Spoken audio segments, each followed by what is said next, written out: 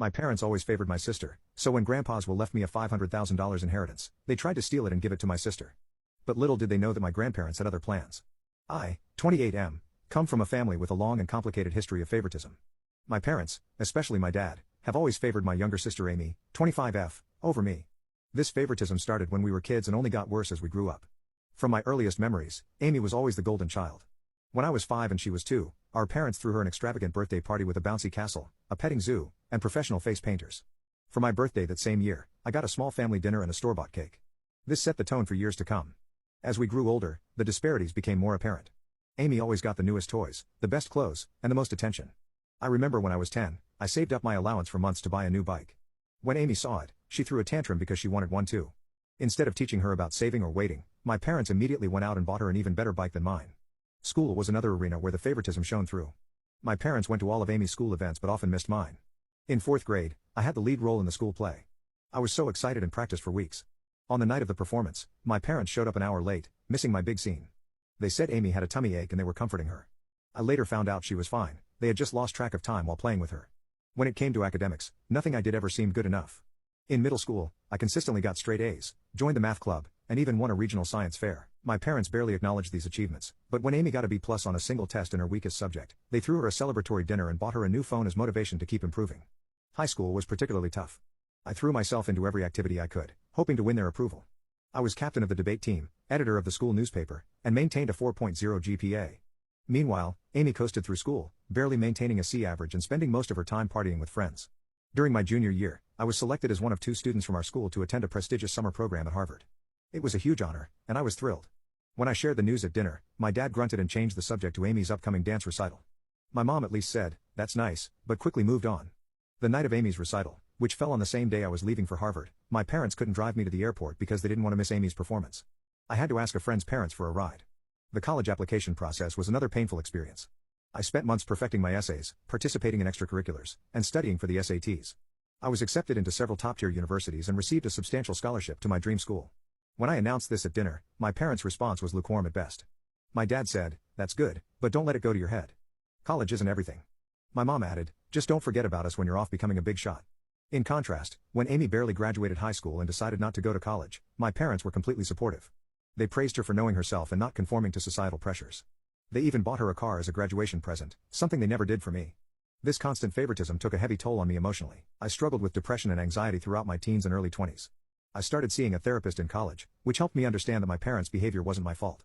It took years of work to build my self-esteem and learn to validate myself instead of seeking approval from my parents. Despite the lack of support from my immediate family, I managed to build a good life for myself. I graduated college with honors, secured a good job in finance, and even bought my own house by 27. I'm proud of what I've achieved, even if my parents aren't. Now here's where the current drama starts. My grandfather on my dad's side passed away recently. He was a successful businessman who built a fortune from scratch, and he left behind a significant estate. In his will, he divided his assets equally among his children, my dad and his siblings, and grandchildren, me, Amy, and our cousins. My share of the inheritance was substantial, about $500,000. It would have allowed me to pay off my student loans, invest in my future, and maybe even start my own business someday. I was grateful for this unexpected windfall and the opportunities it could provide. However, when the will was read, my parents were visibly upset. They pulled me aside afterward and told me they thought it was unfair that I got an equal share. They said Amy needed the money more because she was struggling. She works part-time at a coffee shop and lives in our parents' basement. I was shocked but tried to stay calm. I explained that this was Grandpa's decision and it wasn't up to them to change it. They insisted that I should do the right thing and give my share to Amy. When I refused, they got angry and started guilt-tripping me, saying I was selfish and ungrateful. My dad brought up every instance he could think of where they had supported me, including paying for my braces, which were medically necessary, buying me school supplies, the bare minimum, and letting me live at home during college, even though I worked part-time to contribute to expenses. He conveniently forgot about the car they bought Amy, the countless shopping sprees, and the fact that they're still supporting her at 25. The situation escalated quickly. My dad, as the executor of the will, decided to take matters into his own hands.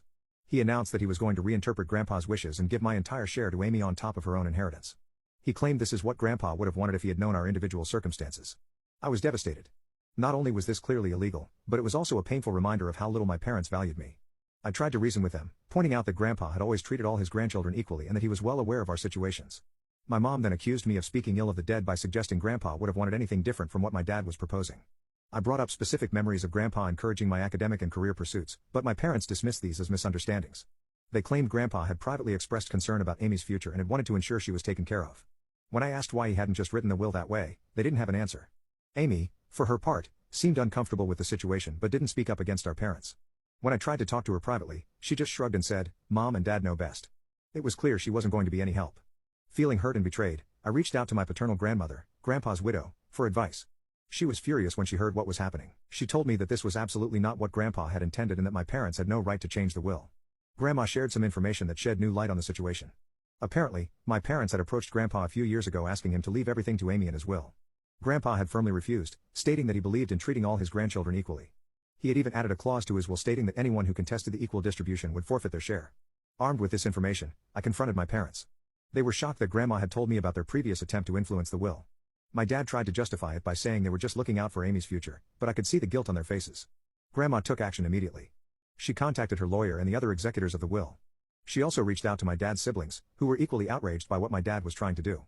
Together, they put a stop to my dad's plan and ensured that the will would be executed as written. My parents were forced to back down, but they were furious with me. They accused me of turning the family against them and said I should have handled this in-house instead of involving others. Now you can check for a part 2 by pressing share and more.